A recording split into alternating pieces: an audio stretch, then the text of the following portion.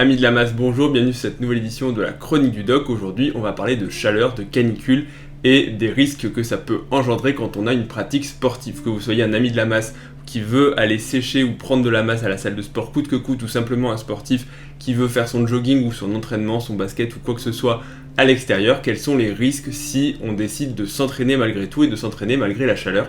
Et bien c'est ce qu'on va voir aujourd'hui, générique. I've been on the side too long, don't know my pain's a nightmare. Devil on my back, fuck that and overdose. Comme chaque été, il commence à faire de plus en plus chaud et puis il y a un moment où on atteint la canicule, le moment où vraiment on n'en peut plus, il fait 40 degrés à l'ombre dehors et malgré tout, on a quand même envie de faire un petit peu de sport. Alors quand on n'est pas complètement mis KO par la chaleur et répandu sur le sol comme une larve, mais certaines personnes vont malgré tout vouloir faire du sport pour s'en tenir à leur entraînement, leur plan d'entraînement, encore une fois, que ce soit le jogger ou que ce soit la personne qui fait de la musculation et qui dit mais 2 ou 3 jours dans la semaine sans aller à la salle de sport ou sans faire son cardio, et bien ce sont des jours de perdu qui vont m'éloigner de mes objectifs. Et encore une fois, c'est louable. Le seul problème, c'est que vous allez le voir, s'entraîner quand il fait très chaud, ça peut comporter certains risques et donc ça nécessite impérativement des précautions, sinon vous allez au-devant en fait de problèmes de santé qui peuvent encore une fois être graves et c'est pas des blagues, il y a vraiment des sportifs qui sont morts de coups de chaud, donc quelque chose à ne pas prendre à la légère.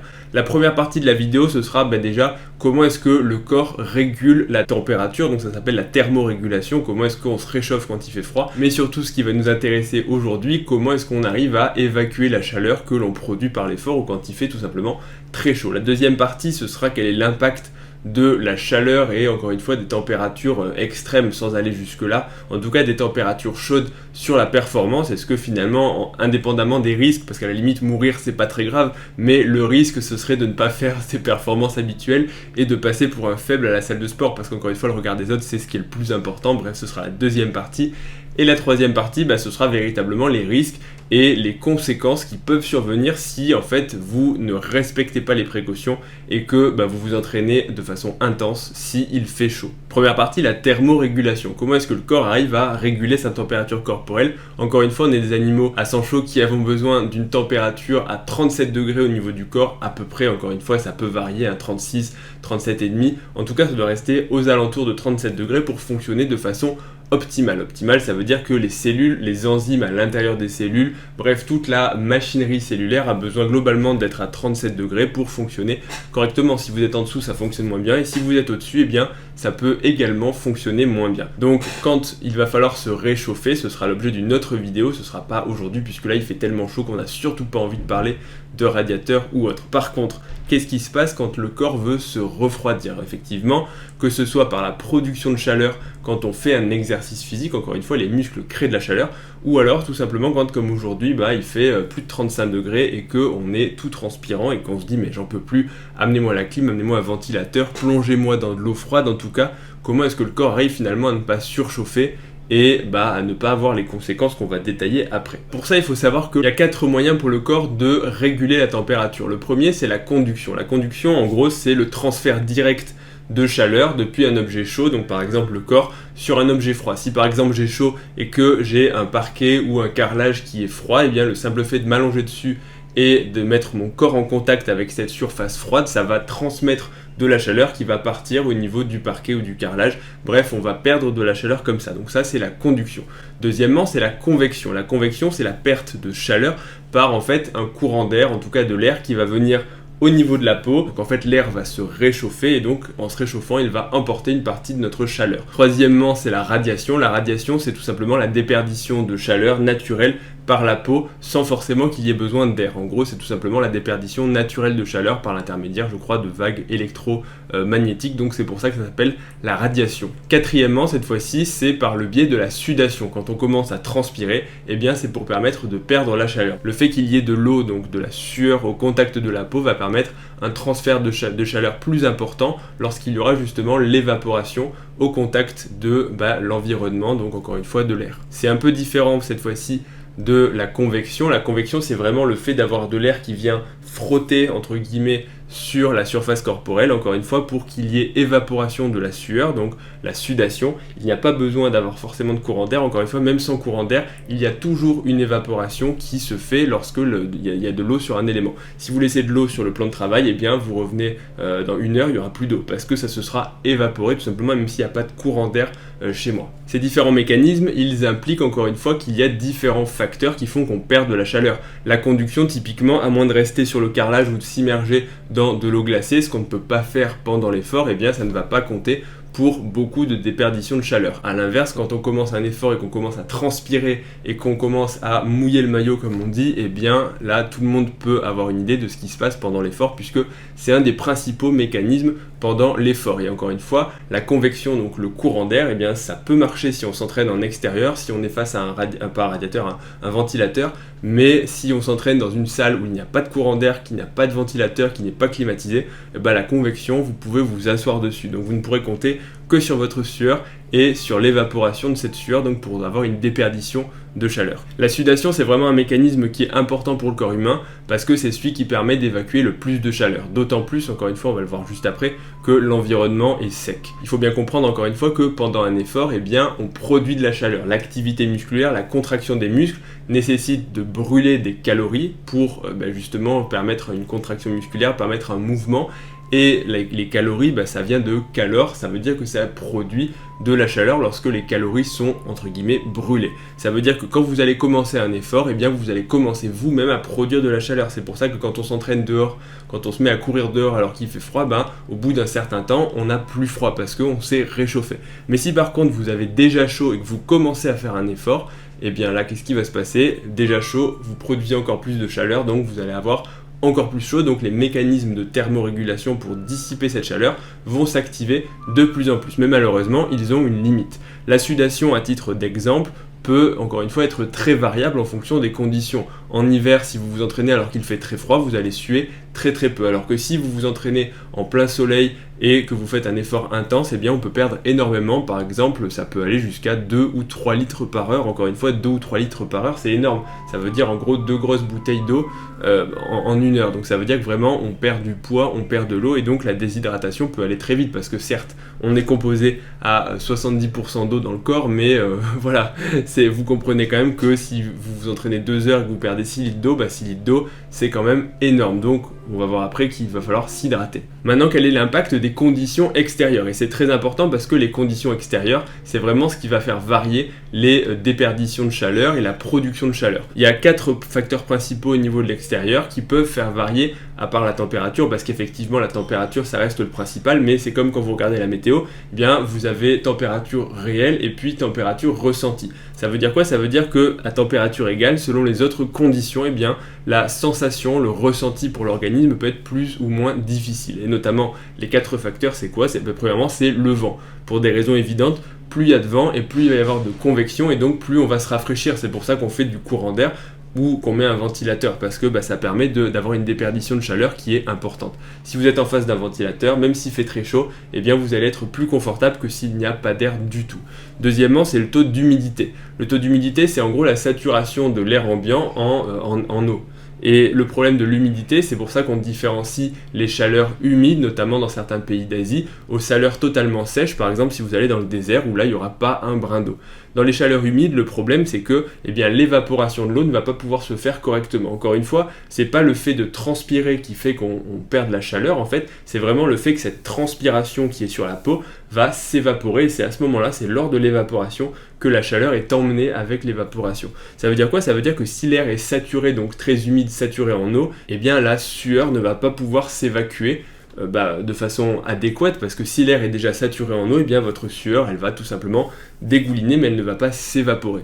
Donc c'est pour ça qu'on dit que en conditions humides, eh bien c'est plus difficile de transpirer pour se rafraîchir. Alors ça ne veut pas dire qu'on ne transpire pas, on peut transpirer beaucoup, mais ça veut dire que la transpiration ne sera pas efficace pour vous refroidir. Donc encore une fois, un air sec est plus thermodynamiquement avantageux qu'un air humide. C'est pour ça que quand il fait humide, eh bien on se dit que vraiment c'est difficile, on transpire beaucoup, la sueur ne s'évapore pas et donc c'est difficile pour l'organisme. Et le troisième facteur, à part la température donc, qui est le quatrième, c'est le soleil. Encore une fois, si vous êtes en plein soleil, et bien en plus d'avoir la température extérieure, et bien le soleil va chauffer directement votre peau et donc va faire que vous allez perdre encore plus vite, que vous allez en fait produire beaucoup de chaleur. Et ça c'est assez facile à comprendre, hein. Si vous vous mettez en plein soleil au lieu à l'ombre, même si la température sera la même, et bien ce sera beaucoup plus difficile à supporter.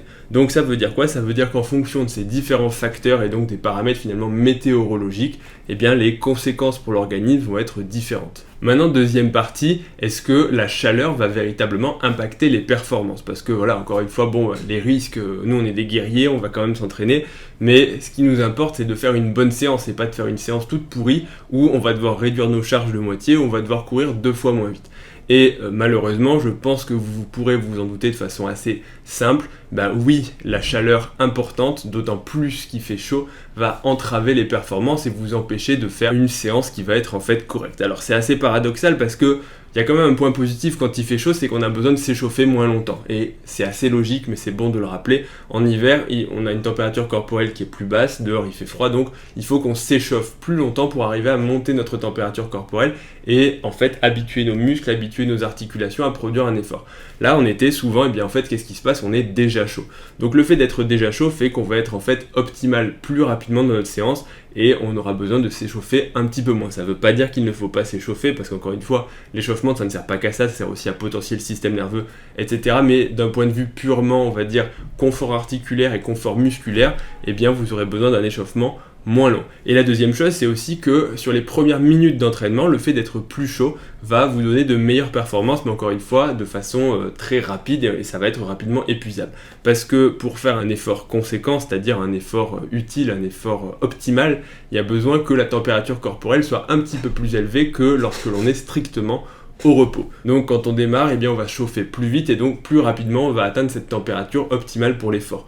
Le problème c'est que rapidement on va la dépasser et donc il va y avoir en fait un épuisement de tous les systèmes compensatoires qui va faire que très rapidement on va commencer à transpirer, on va commencer à produire plus de chaleur que nécessaire et à ce moment-là la performance va commencer à diminuer. Parce que qu'est-ce qui se passe quand on s'entraîne et qu'il fait très chaud? Vous l'avez compris, je l'ai dit déjà avant, on transpire beaucoup plus que quand il fait pas chaud. Si on transpire, ça veut dire qu'on se déshydrate. La transpiration, ça veut dire qu'il y a de l'eau au niveau de vos vaisseaux sanguins et de l'eau au niveau de vos tissus sous-cutanés. En gros, toute l'eau des cellules, toute l'eau des tissus interstitiels va progressivement rejoindre les vaisseaux sanguins pour en fait être ensuite évacuée. Ça veut dire que progressivement, pendant un effort, si on ne boit pas, on se déshydrate. On se déshydrate à la fois en eau, mais on se déshydrate également en minéraux et notamment du sodium. Alors il y a aussi du potassium, du magnésium, etc. Mais c'est principalement le sodium qui va être perdu dans la sueur. Alors on n'en perd pas beaucoup, mais encore une fois, on en perd de façon prolongée au fur et à mesure qu'on transpire en quantité et en durée de sudation. Si vous suez pendant 2 ou 3 heures, vous allez perdre plus de sodium que si vous ne suez que pendant 10 minutes. C'est assez logique. Donc au total, on va commencer à se déshydrater. Ça veut dire quoi? Ça veut dire que le volume sanguin commence à diminuer, donc que les performances, à la fois du point de vue cardiaque, mais également nerveuses, vont commencer à être altérées. Au niveau purement cardiaque, qu'est-ce qui va se passer? Le débit cardiaque va diminuer, parce que le débit cardiaque est dépendant, encore une fois, de ce qu'on appelle la volémie, donc c'est la quantité d'eau, la quantité de sang dans les vaisseaux sanguins. Quand on est déshydraté, la volémie est diminuée, donc tout simplement le débit cardiaque diminue. Et ce débit cardiaque, il diminue parce que tout simplement le cœur, a moins de sang à pomper. Qu'est-ce qui se passe en réaction? C'est que la fréquence cardiaque va augmenter pour justement, si on éjecte un petit peu moins de sang, il va falloir éjecter plus de fois par minute ce volume sanguin pour en fait maintenir artificiellement le débit. Ça veut dire que le fait d'augmenter cette fréquence cardiaque va rapidement avoir un épuisement et pour toutes les personnes en musculation, on ne vérifie pas trop la fréquence cardiaque, mais pour tous les coureurs, ils savent que quand la fréquence cardiaque augmente, c'est qu'on commence à saturer plus vite et que bientôt, quand elle atteint un certain seuil, il va falloir arrêter l'effort parce qu'on va arriver justement au moment où c'est très difficile et où on atteint en fait la limite. Donc ça veut dire quoi? Ça veut dire qu'on est plus rapidement épuisable que quand il ne fait pas chaud, que la chaleur en fait artificiellement nous consomme, alors c'est pas de l'énergie au sens propre, mais on va dire des réserves énergétiques au niveau du corps et que ces réserves énergétiques ne peuvent pas être compensées par autre chose.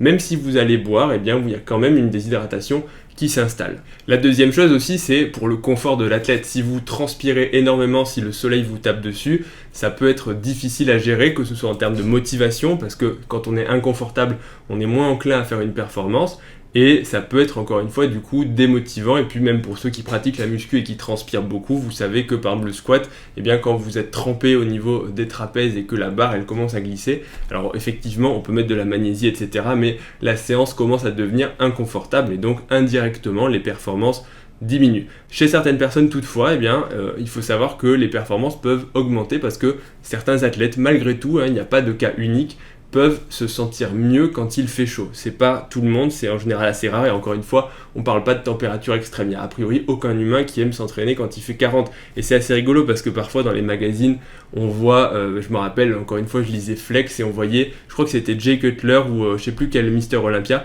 qui disait oui, il s'entraîne dans son garage en plein soleil, il fait 40 degrés dehors et puis il est en train de soulever des pneus. Et donc en fait il disait que le mec c'était un guerrier et qu'il s'entraînait en pleine canicule, qui refusait la climatisation parce qu'en gros c'était pas pour les bodybuilders virils et que en gros whatever it takes, il faisait sa séance quand même malgré la chaleur et tout ça. Alors effectivement, il y en a qui sont plus ou moins résistants à la chaleur, certaines personnes commencent rapidement à s'effondrer dès qu'il fait chaud. Je sais qu'à titre personnel, dès qu'il commence à faire un petit peu plus chaud que 30 degrés, je commence à être une larve et ça devient très difficile. Ça veut pas dire que je le fais pas, mais ça veut dire que c'est au prix d'un effort soutenu. Et d'autres personnes à côté sont là et me disent non, moi ça va, je transpire pas encore. Donc on n'est pas tous pareils de ce point de vue-là. Malgré tout, quand le magazine t'écrit qu'à 37 degrés il s'entraîne en plein soleil sans clim, ça c'est des conneries, personne n'est plus performant en plein soleil à 37 degrés pour soulever des poids lourds, parce que encore une fois, pour tous les mécanismes qu'on a cités, on est moins performant, et en plus c'est débile, il n'y a aucun intérêt de le faire. C'est comme quand tu vois Rocky qui s'entraîne dans la neige. Encore une fois, le fait de s'entraîner dans la neige, ça n'a jamais rendu un mec plus fort parce que tu n'as aucun travail musculaire, ça t'arrive même pas à tenir debout et qu'en fait tu fais que glisser. Bref, je divague un petit peu, c'est une scène de Rocky, bref. Donc au total, pour résumer, oui, la chaleur va impacter votre performance, donc vous serez moins performant. Troisième partie maintenant, quels sont les risques de s'entraîner quand il fait chaud et notamment quand c'est la canicule. Contrairement à ce qu'on peut penser, alors oui, la déshydratation c'est un des risques, on va en parler juste après, mais ce n'est pas le seul risque.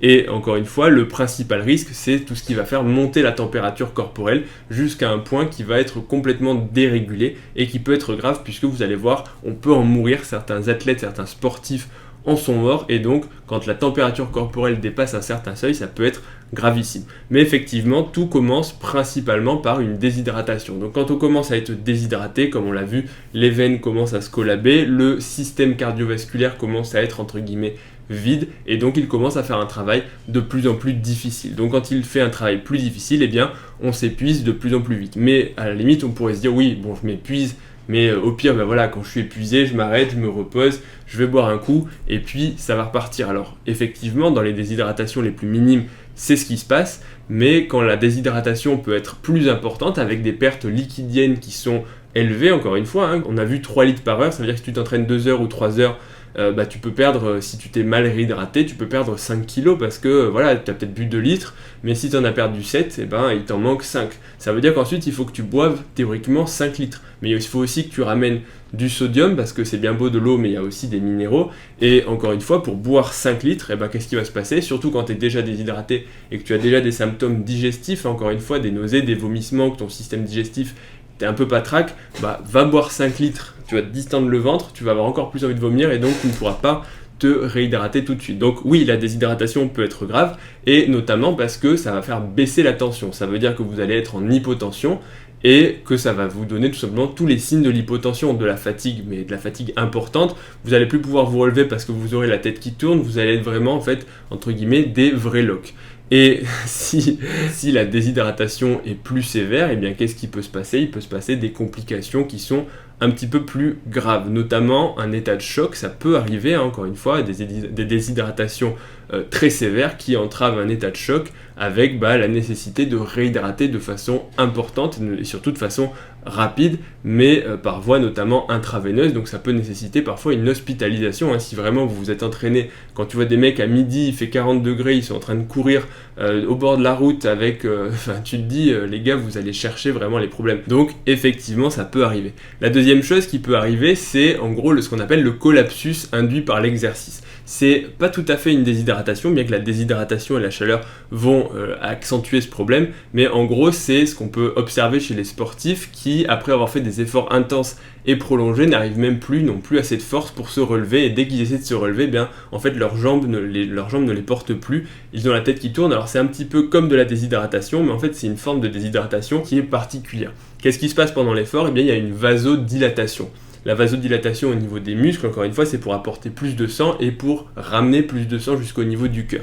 Donc les veines se dilatent et donc ça fait des réservoirs de sang. Des réservoirs parce que, encore une fois, quand on est congestionné, ça veut dire qu'il y a une quantité X de millilitres de sang qui sont au niveau des bras, des jambes. Par exemple, si vous faites un marathon, ce sera principalement au niveau des jambes. Et ce qui va se passer, c'est qu'avec la chaleur, eh bien, il va y avoir une vasodilatation au niveau cutané, au niveau de la peau, pour justement permettre d'avoir plus de transpiration. S'il y a cette vasodilatation qui est importante, ça veut dire que en fait, artificiellement, le volume sanguin diminue parce qu'il y a X% qui sont au niveau des muscles. Ce pourcentage, il nécessite d'être ramené jusqu'au niveau du cœur, et donc en fait, les muscles, que ce soit les jambes quand elles se contractent ou les bras, vont jouer le rôle en fait de pompe en fait pour pousser le sang, vider les veines et permettre le retour veineux. Et qu'est-ce qui va se passer quand les sportifs arrêtent leur effort? Eh bien, ces réservoirs de sang sont toujours gorgés de sang, mais l'activité musculaire s'arrête.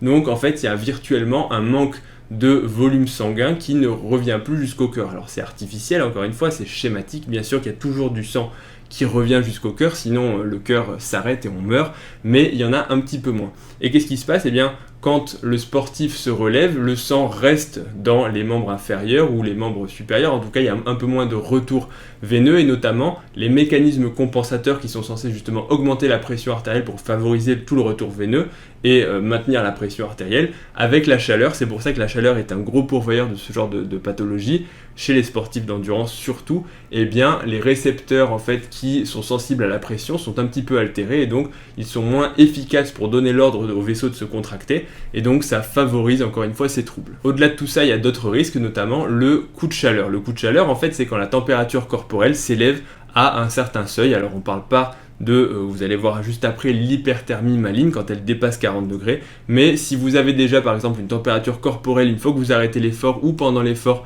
à 39,5, eh bien c'est déjà un petit peu trop pour votre organisme, parce qu'encore une fois, plus la température augmente et plus les réactions au niveau cellulaire et la physiologie entre guillemets est altérée, et plus justement le corps va avoir du mal à réguler tout ça. Ça veut dire quoi? Ça veut dire que globalement, quand on a un coup de chaleur, eh bien on se sent pas bien. Vous êtes fatigué, vous avez la tête qui tourne, vous avez des troubles au niveau digestif, que ce soit envie de vomir, la diarrhée, bref, c'est tout ce qui peut accompagner. En fait, par exemple, imaginez une insolation, vous êtes resté trop longtemps au soleil, votre température a augmenté, vous avez eu des déperditions d'eau et donc vous êtes déshydraté, ce qui va accentuer le trouble et donc vous allez vous sentir vraiment pas bien.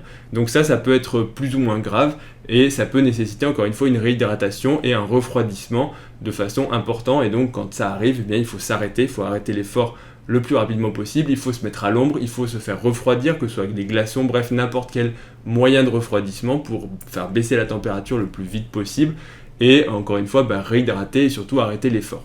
Maintenant, la version la plus dangereuse du coup de chaleur, c'est l'hyperthermie maligne. L'hyperthermie maligne, c'est véritablement quelque chose qui peut tuer les sportifs, notamment encore une fois quand c'est une hyperthermie maligne qui est induite par l'exercice, parce que la température corporelle va dépasser les 40 degrés, c'est la définition, et à tous les signes que l'on a dit juste avant pour le coup de chaleur classique, eh bien il va commencer à y avoir en plus de tout ça une confusion, c'est-à-dire que l'athlète ou le sportif va commencer à se sentir confus. Par exemple, il peut être incohérent, il peut avoir des troubles de la vigilance, être somnolent, et on peut avoir du mal à le réveiller, et c'est vraiment la température qui s'élève de façon incontrôlée et que le corps ne va plus arriver à faire redescendre par des moyens naturels. Donc ça, c'est vraiment quelque chose de grave qui nécessite le plus souvent toujours une prise en charge médicalisée, et le plus souvent une prise en charge en réanimation, parce qu'il faut agir de façon extrêmement rapide et extrêmement agressive. Encore une fois, le coup de chaleur, quand il est sévère, c'est quelque chose avec lequel il ne faut pas rigoler. C'est pour ça que quand je vois des gens qui rigolent en disant « ouais, la canicule, ça me fait pas peur, je vais m'entraîner quand même »,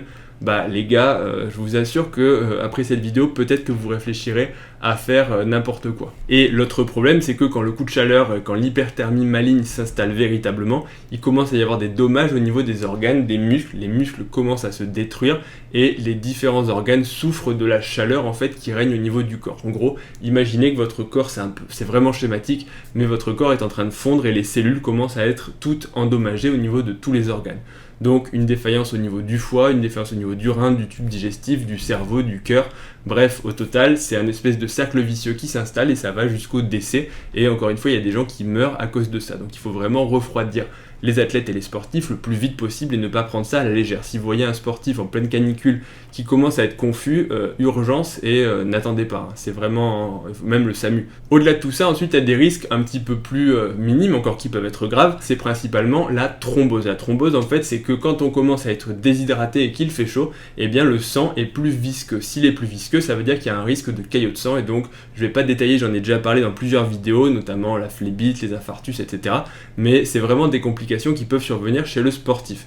Autre complication, ce sont les crampes. Quand on est déshydraté, eh bien, il peut y avoir des troubles au niveau des minéraux et ces anomalies des minéraux peuvent agir sur les synapses. En fait, ce sont les jonctions entre les nerfs et les muscles et entraîner des altérations qui font que les sportifs peuvent commencer à avoir des crampes importantes et des fasciculations. Donc c'est pas très grave, mais ça peut être gênant et handicapant.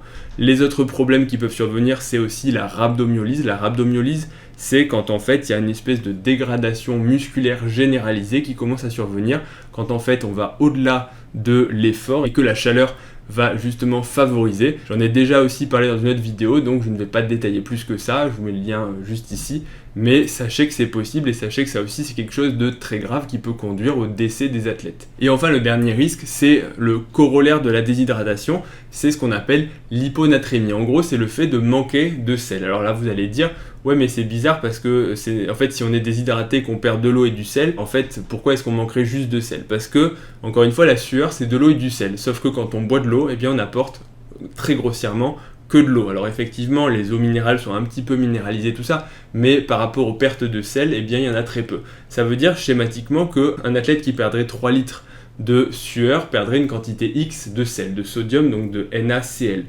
Et s'il boit que de l'eau, il va apporter peut-être 3 litres d'eau, mais il ne va pas apporter de sodium. Donc en fait, au fur et à mesure que l'effort va se prolonger, en fait, il va diluer son sang et la quantité de sel dans son sang va diminuer de façon importante par un effet en fait de dilution. Donc ça peut être le risque de boire trop d'eau ou plutôt en fait de ne pas boire assez de sel. Ça veut dire que si vous faites des efforts prolongés, eh bien, il faut vous réhydrater avec de l'eau, mais aussi parfois du sodium. Alors encore une fois, c'est variable et c'est que pour les efforts plutôt prolongés en musculation. Si on fait une séance d'1 heure, c'est pas la peine d'aller mettre du sel dans son eau, encore que ça pourrait se discuter, mais c'est vraiment pour le sportif d'endurance qui va faire un effort long, intense et qui va suer vraiment beaucoup. Mais sachez que ça peut arriver et donc qu'il ne faut pas, c'est le corollaire en fait, il ne faut pas, en ayant peur de la déshydratation, boire plus que de raison. Si vous faites 1 heure d'effort en pleine chaleur et que vous transpirez 2 litres, c'est pas la peine de boire 6 litres, sinon vous allez vous diluer et ça peut être là aussi avec des conséquences qui sont parfois graves. Pour tous, c'est une petite parenthèse, pour toutes ces maladies associées en fait à la chaleur et à l'effort, il y a certains facteurs de risque qui sont nécessaires de rappeler. Premièrement, c'est le déconditionnement, c'est-à-dire que si vous êtes une personne qui n'est pas sportive, vous êtes plus à risque qu'un sportif. La deuxième chose, c'est de ne pas être acclimaté. Comme on peut s'acclimater en montagne, eh bien, on peut s'acclimater un petit peu à la chaleur. Si vous arrivez d'un seul coup en période de canicule et que, admettons qu'on passe du jour au lendemain de 20 degrés à 40 degrés ou que vous voyagez, par exemple, vous allez aux Émirats Arabes et vous vous entraînez dans le désert alors que vous venez d'un pays où il fait froid, bah forcément vous allez avoir, c'est pas un choc thermique, mais vous voyez l'idée, vous ne serez pas du tout acclimaté, donc vous êtes plus à risque parce que votre organisme ne va vraiment pas comprendre ce qui se passe. Ensuite, il y a certains médicaments aussi ou certaines substances, notamment toutes les substances qui vont être dites thermogéniques, qui vont favoriser la production de chaleur, notamment pas mal de molécules qui veulent justement favoriser la perte de graisse, les brûle-graisse, les boosters. On peut citer par exemple la yohimbine, les hormones thyroïdiennes, alors certaines personnes, j'espère que non, mais on ne sait jamais, la cocaïne, tout ça, ça va augmenter la production de chaleur. La caféine, c'est un sujet qui est un petit peu débattu dans les études, c'est pas concluant, il y en a qui disent que ça peut augmenter le risque des coups de chaleur, d'autres qui disent que non, en tout cas, ce serait pas par un effet thermogénique direct, mais ce serait plutôt par un effet diurétique et plutôt en gros par la déshydratation que la caféine peut induire. Et après, d'autres facteurs, c'est les facteurs environnementaux, votre motivation aussi, si vous êtes ultra motivé, vous vous entraînez coûte que coûte et en gros ne pas écouter les signaux de votre corps, c'est un facteur de risque. Si vous êtes obèse, vous pouvez également être plus à risque qu'une personne qui est en forme. Bref, après c'est des facteurs, on va dire, de logique, certaines maladies, bien sûr si vous avez des maladies cardiaques, voilà, c'est pas la peine d'aller tenter le diable et d'aller vous faire le marathon quand il est midi et que dehors il fait 40 degrés. Maintenant, on va aborder, quatrième partie, quelques conseils pratiques, parce que c'est bien beau de connaître tous ces risques, mais qu'est-ce qu'on peut faire et est-ce qu'il faut véritablement s'entraîner ou pas en pleine canicule? Alors mon conseil personnel, ce serait pas forcément de ne pas vous entraîner, mais ce serait de considérer que quand il fait vraiment très chaud, il faut être raisonnable. Faites un entraînement, mais clairement, n'allez pas faire des maxis, ne faites pas des entraînements très longs, et fixez-vous des objectifs raisonnables. En gros, allez faire une balade de santé, allez à la salle de sport, faites des petits muscles, mais clairement la séance de jambes, le jour où il fait 40 degrés dans votre salle et qu'il n'y a pas de ventilo et que la clim est cassée, c'est pas une bonne idée. De la même façon, je vous jure que c'est vrai, l'année dernière, la dernière canicule, j'avais vu des mecs à Fitness Park, il faisait super chaud. Et il y avait quand même des mecs en kawaii qui étaient en train de se faire transpirer, et là je me dis mais... les mecs sont vraiment déter, quoi. Ils font leur séance en kawaii pour vraiment transpirer plus. Ça, c'est vraiment quelque chose qu'il ne faut pas faire, sinon vous courez à la catastrophe. Donc, vêtements adaptés, bien sûr, s'il fait chaud, vous aurez tout intérêt à ne pas porter de sweat, à ne pas porter de vêtements de sudation. Mais de la même façon, quand vous courez en extérieur, attention au soleil, parce que le soleil peut favoriser encore une fois le coup de chaud, donc ce serait parfois plus utile de courir avec des vêtements qui peuvent être éventuellement amples et longs, mais qui vont vous protéger du soleil. Mais sinon, voilà, donc une tenue adaptée, l'hydratation, super important, pensez à vous hydrater, et si vous faites des efforts prolongés dans le temps, pensez aussi éventuellement à prendre des boissons de l'effort qui contiennent des minéraux. Sinon, tout simplement, vous mettez un petit peu de sel, j'ai pas de quantité précise à vous dire, dans votre eau que vous buvez, et puis ça peut vous réhydrater un petit peu mieux que l'eau, parce que ce sera l'objet d'une autre vidéo, mais l'eau ne suffit pas à hydrater, il faut aussi des minéraux. Ensuite, les facteurs de bon sens, si vous avez un ventilateur, si vous avez la clim, utilisez-les et ne faites pas les idiots à vous dire no pain, no gain, je vais en pleine chaleur, non. Ça ne sert à rien du tout. Si vous avez un ventilo, utilisez-le. Si vous avez moyen de faire un courant d'air, faites-le. Et si vous avez moyen de vous entraîner dans une ambiance avec du vent en extérieur, tant qu'il n'y a pas de soleil, c'est une bonne solution aussi. Ensuite, privilégiez les horaires où il y a le moins de soleil. Si vous vous entraînez à 7h du matin, il fera beaucoup plus frais que si vous vous entraînez à midi. Et pareil, donc entraînez-vous plutôt aux heures extrêmes de la journée, plutôt très tôt, plutôt très tard dans la soirée. Mais clairement, à midi, évitez de faire quoi que ce soit, en fait, reposez-vous à midi. Et dernièrement, vous pouvez aussi monitorer votre degré d'hydratation. Comment vous pouvez faire ça? Vous pouvez faire ça avec le poids. Si vous êtes dans une salle de muscu, il y a parfois une balance. Si vous vous entraînez pendant 1h30 ou 2h, rien ne vous empêche au bout de 40 minutes, vous faites un tour au vestiaire, vous vous pesez, vous regardez votre poids avant la séance et après, et si vous voyez que vous avez perdu 2 kg, ça veut dire qu'il vous manque 2 litres d'eau en fait. Donc ça peut être un bon moyen pour vous dire attention, je suis en train de me déshydrater. J'espère que j'ai fait le tour, j'espère que cette vidéo vous aura informé sur les risques de la canicule, qu'encore une fois, c'est pas juste pour faire joli qu'on a des messages de prévention. Il peut vraiment y avoir des risques qui sont dangereux pour la santé, donc ne faites pas les idiots, pensez à prendre soin de vous avant tout, et le sport c'est cool, mais s'il y a 2 jours dans l'année où vous faites pas de sport, ça vous tuera pas, et par contre, allez vous faire un coup de chaleur et finir en réanimation ou mourir, ça peut vraiment vous tuer. Et puis, n'hésitez pas à mettre un pouce bleu si ça vous a plu, à mettre des commentaires pour dire ce que vous en avez pensé, et si ça vous est déjà arrivé, ce genre d'expérience, parce que, encore une fois, moi je connais quelqu'un qui a eu un coup de chaud, et je peux vous garantir qu'on n'était pas très rassuré quand ça lui est arrivé, parce qu'encore une fois, ça peut être impressionnant visuellement. N'hésitez pas aussi à donner vos conseils si vous aviez des choses, parce qu'il y a certainement des conseils auxquels je n'ai pas pensé. Et puis voilà, sinon je vous dis, retrouvez-moi sur Instagram, Dr Miaous, et puis abonnez-vous à la chaîne aussi si vous voulez d'autres vidéos. Sinon je vous dis à bientôt pour la prochaine vidéo, quand il fera moins chaud et que je pourrai ressortir la blouse. Là, la blouse, il n'y a plus de blouse, il fait trop chaud. Salut à tous.